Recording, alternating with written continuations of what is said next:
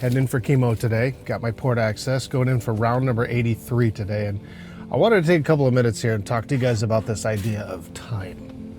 Okay, something I've noticed about people is we never think we have enough time. And I've actually caught myself saying it all week. Like, I actually don't want to do this chemo today. I want more time. Like, physically, I'm ready. Mentally, psychologically, I'm ready. I know what I have to do. I know exactly what's coming.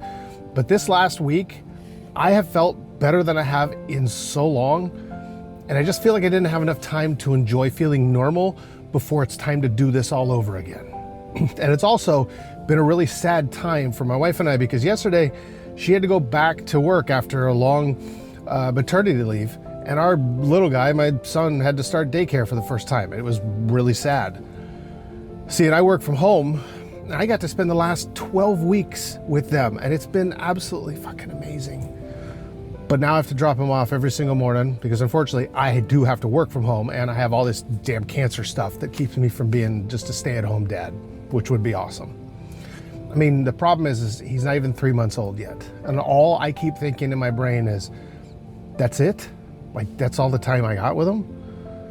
And we both, my wife and I, are just like, why did that go by so fast? It felt like just a couple of days ago we brought him home from the hospital. And then of course there's cancer. You know, every scan, every blood test, every treatment, every plan for the future eventually turns into some variation of the same question. How much time do I have left? Or how long will I have to do this? But see, here's the thing that I've realized. The problem isn't that we don't have enough time. The problem is that we don't recognize how valuable the time is while we're living it until it's already gone.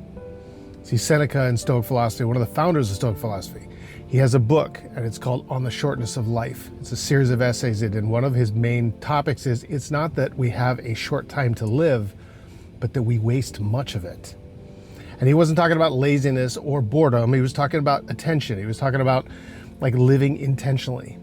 Because I think, if I think back to like what I just described, all the things, I spent last week focusing on living my life instead of counting down until my next chemo. But even then I didn't feel like I had enough time.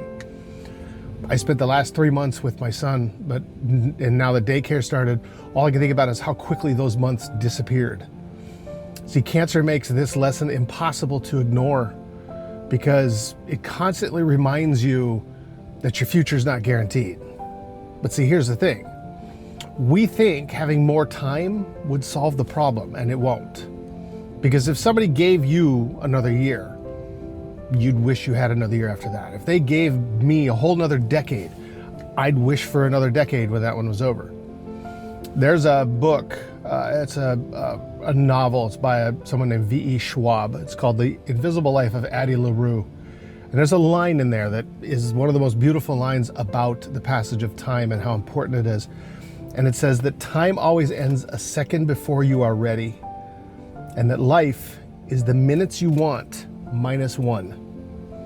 See, that feeling of not enough doesn't come from the amount of time that we had. It comes from the fact that we don't fully appreciate the moment we're living in until it becomes a memory. That's why you have to almost be obsessed with the present. Not because the future doesn't matter, but because the present is the only place that you actually live. You can spend today wishing that you had more time. You can beg for it, but you're never going to get it. Or you can spend today making sure that this time that you actually have is worth remembering. Those are two completely different ways of living. So today, I'm going in for my round 83. I'm gonna go do my infusion in a few minutes. I'll sit down on the chair, do a couple hours. And then when I'm done, I'm gonna try to enjoy as much of the present that I can. And then if I want to keep fighting for this life and utilize this time that I'm allowed to have, I'll do it again in 2 weeks. And then when it comes to family, I know my son's going to keep growing whether I'm ready or not. And although I'm not going to be able to see him during the day, I'm going to enjoy every single fucking minute that I can when it is gifted to me. See, time isn't slowing for either of us or for any of us. So maybe the lesson is not to ask for more time. Maybe it's to stop wasting the time that we're already given and make the best of it.